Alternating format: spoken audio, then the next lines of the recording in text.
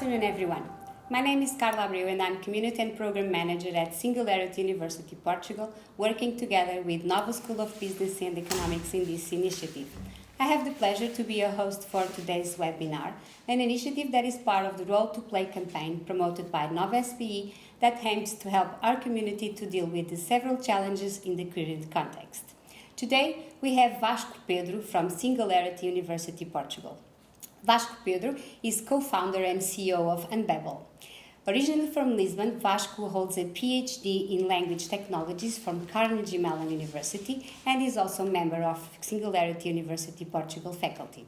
A serial entrepreneur that has played a key role in strengthening the Portuguese tech ecosystems through mentorship initiatives. The impact of global pandemic on customer service verticals is the topic of this session that will provide insights on trends for customer service activity that we are all observing within the different industries. Before we start, some technical information to our attendees. Please feel free to use the Q&A area present in the bottom of your screen to ask your questions that will be answered in the end of this session. The chat is mainly used for technical issues. And now, to learn more about the topic of this session, I leave you with Vasco. Thank you, Carla, and thank you for the introduction. It's great to be here. I'm going to start sharing my presentation. Great. I hope everyone can see the slides. It's a pleasure to be here. I'm going to be talking today about the impact of the global pandemic on customer service verticals and trends. And why am I talking about that? As Carla pointed out, I am co-founder and CEO of Unbabel. What we do at Unbabel is we enable companies to communicate with their customers in any language. And customer service is kind of the core use case that we're targeting over the last 3 years. And so we serve a lot of large enterprises and enable them to really become more resilient on doing customer service across a bunch of different languages. And so we've been having a bit of a front row seat on the impact of this pandemic on the different customer service verticals. And I thought it'd be interesting to share some of those trends with you guys. First of all, I hope everyone's staying safe. It feels like every time I think we've just went through the first wave, there's some mixed news, which means that I'm not doing this from the office. I'm doing this from my house, and I have kids, so if something happens with children getting in the room, I apologize in advance. I hope that won't happen, but let's dig in. Okay, so why is it an important topic, right? I mean, customer service is becoming even more important than ever. You have a large number of organizations, 75%, that have been significantly impacted by COVID-19. What I mean by this is we've seen really across the board as countries shut down during this pandemic that suddenly companies had a really hard time dealing with customer service requests, especially companies that were very dependent on a specific contact center location.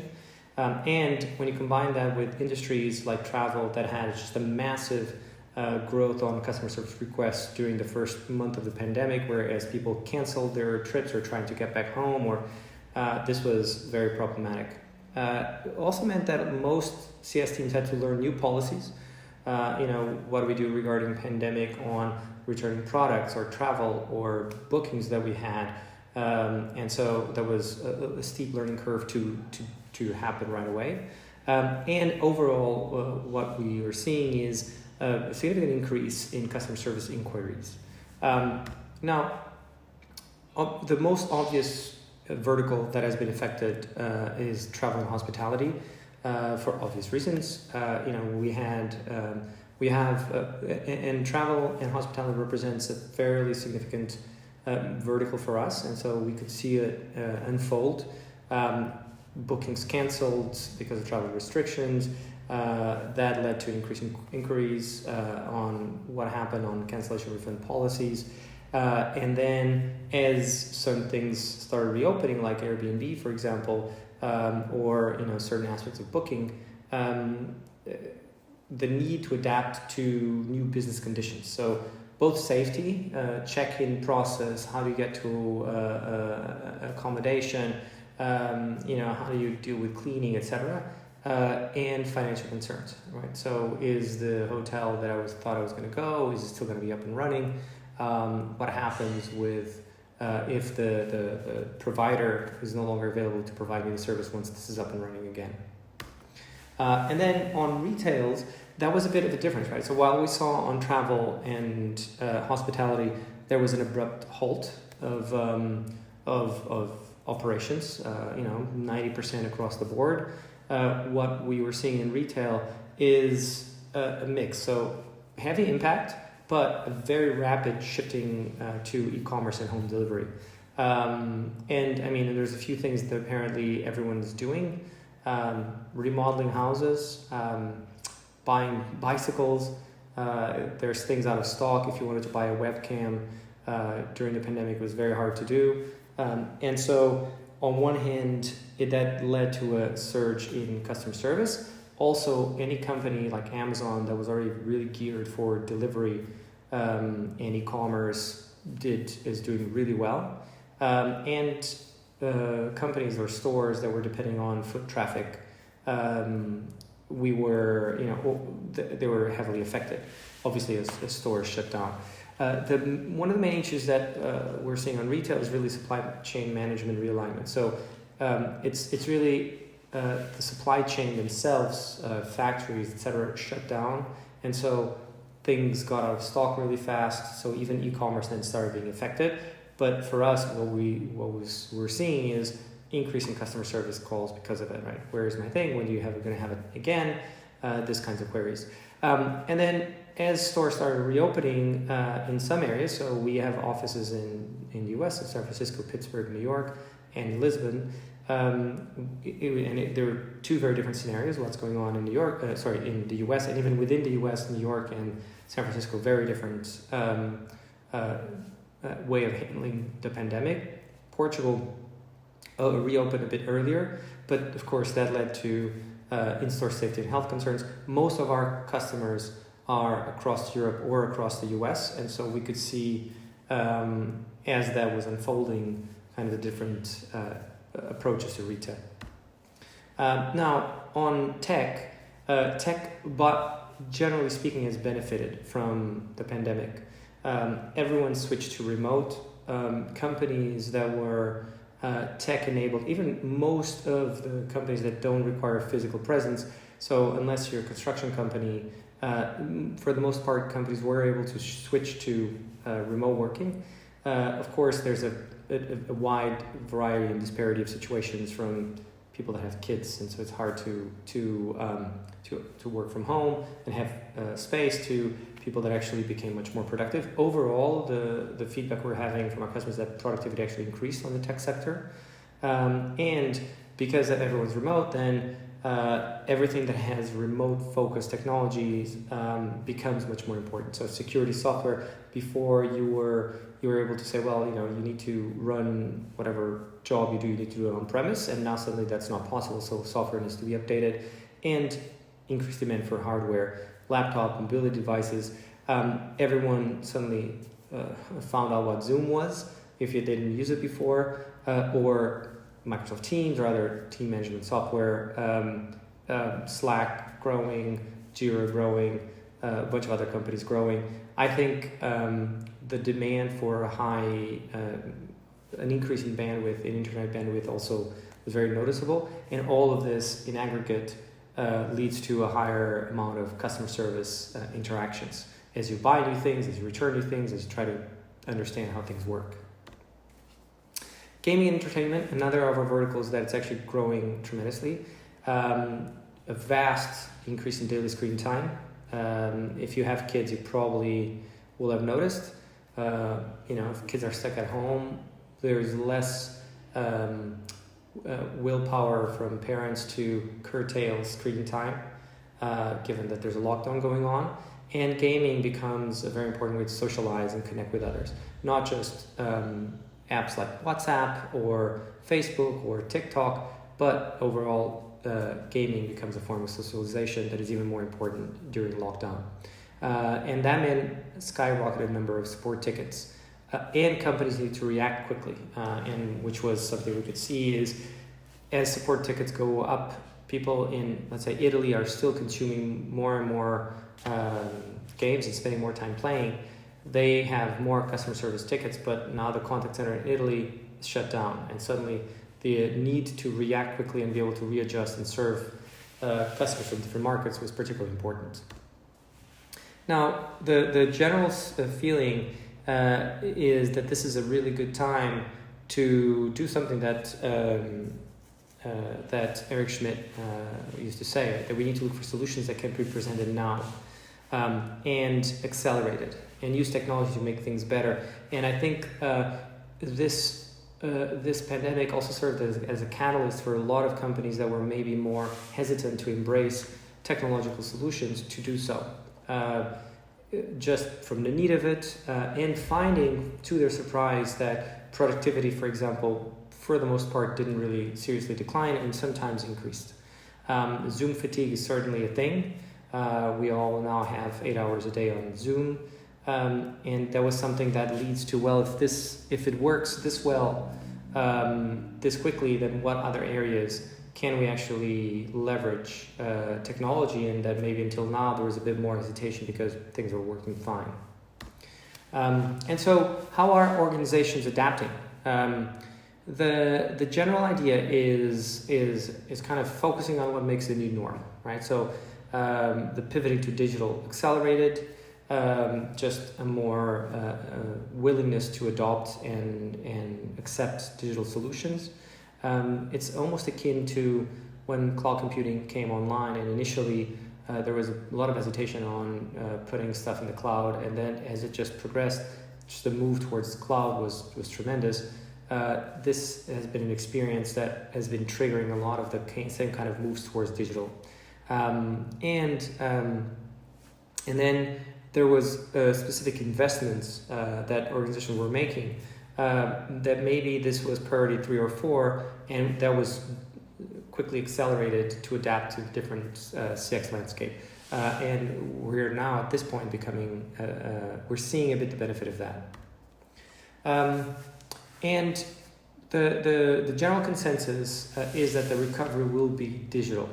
And so because the remote experience also takes away the advantage of an in-person interaction, it means that on one hand, everybody's kind of at the same level. It creates abilities, for example, to have not just remote work, but to have your distributed workforce from multiple countries much more easily, because customers aren't expected to have an in-person interaction with someone, which means that in general you'll be able to you can leverage that and have access to different resources.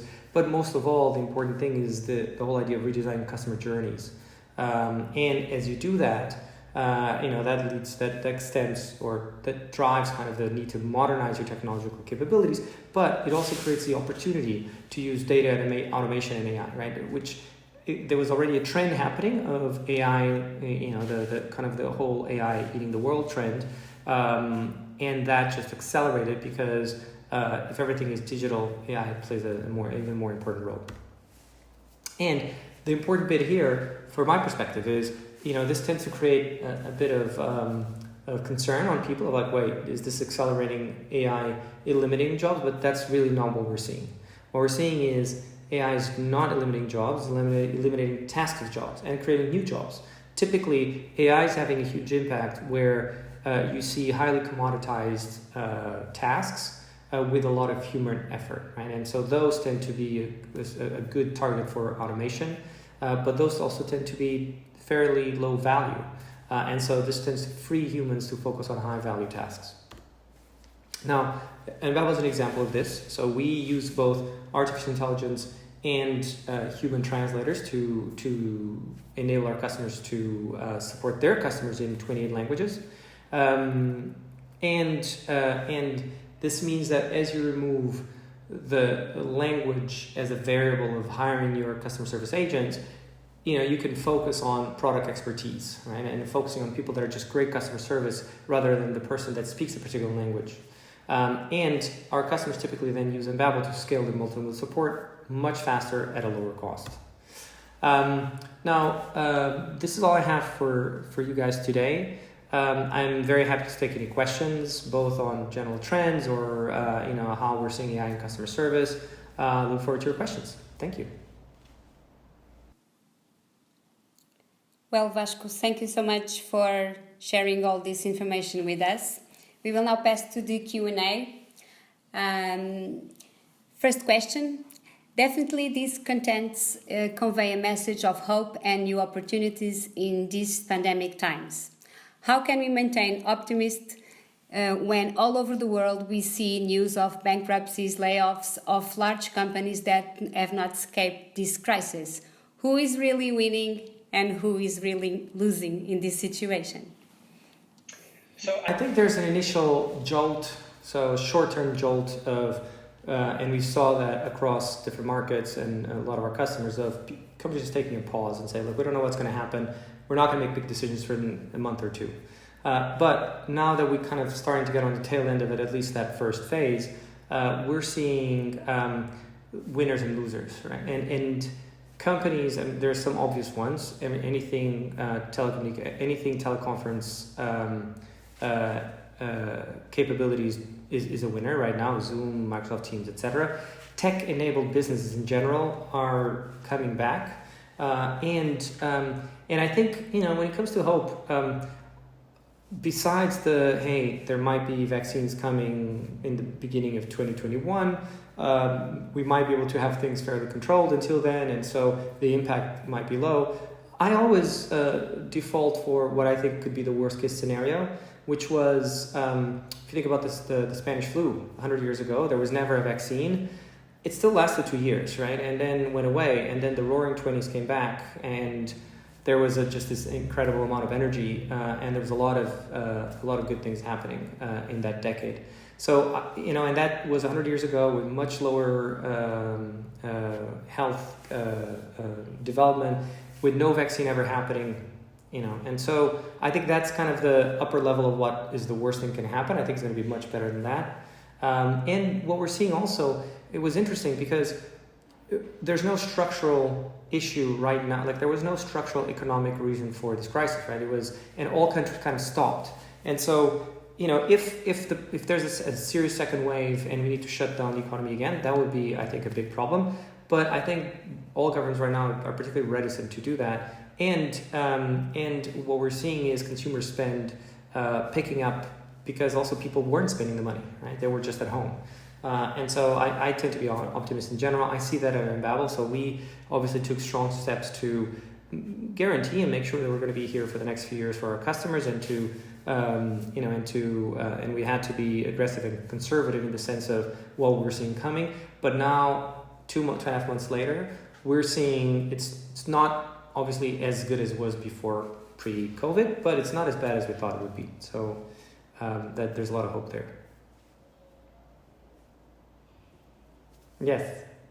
And I was surprised, for example, how quickly we readapt to the new normal. So we, how quickly as you start going out and you start interacting with people, you adapt to a normal where you have, you wear a mask and you have social distancing, but it's no longer hey, we're stuck at home forever and this is never going to end. So I think there's a wave, there's kind of a wave of people starting to end confinement and very quickly going back to the feeling of normalcy.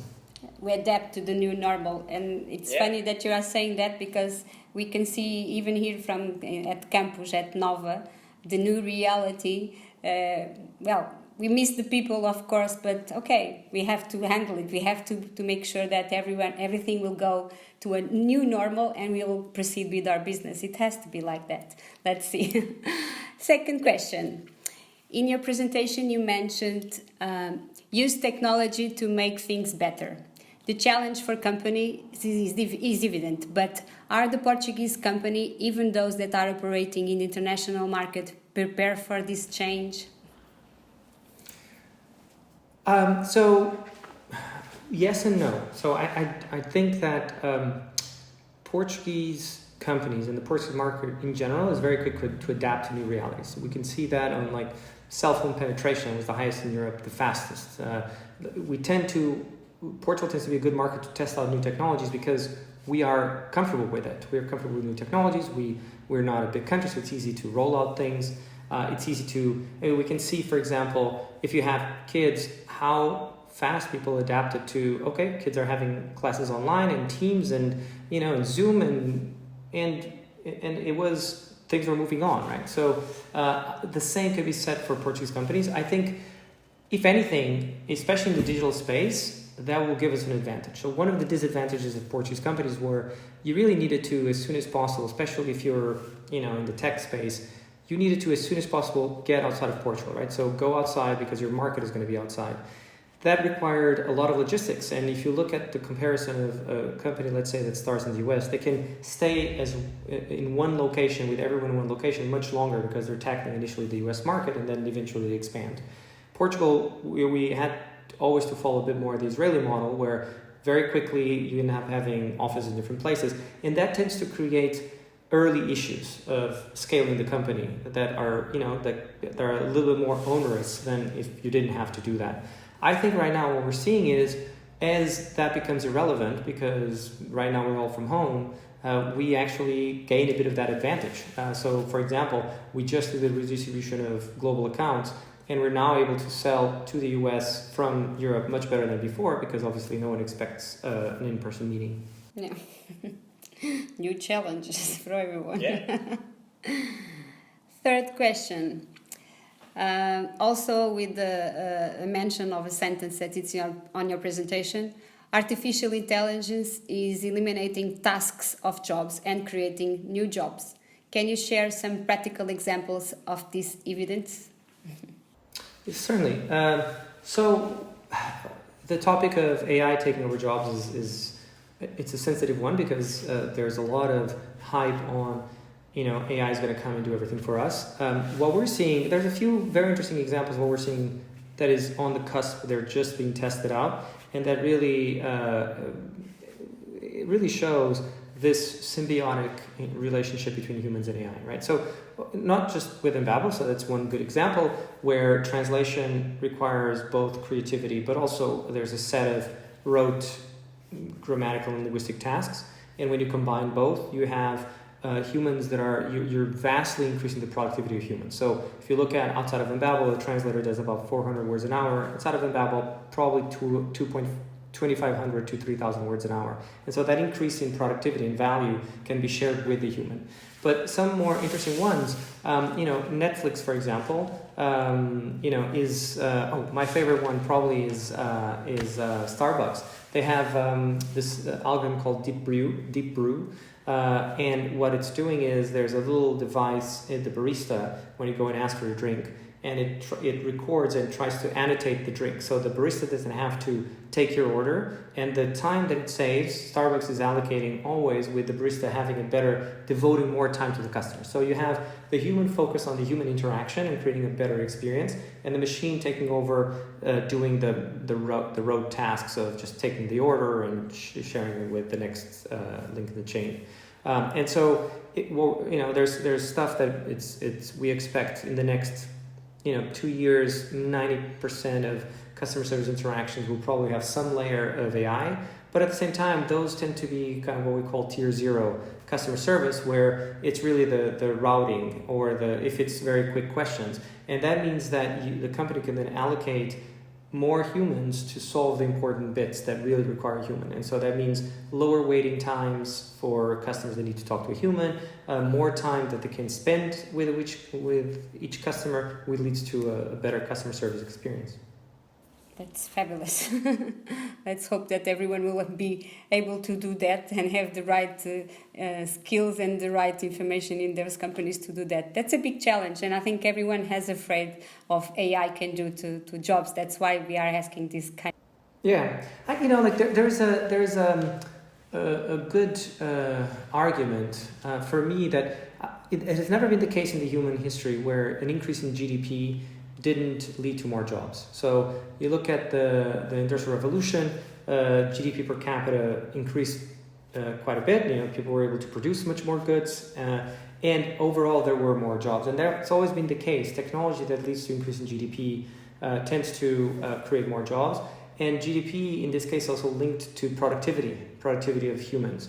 And I think this will be the case with AI, where humans will become more and more productive, focus on tasks that make them happier and make other humans happier, which means higher GDP per capita, which means more jobs, just different jobs.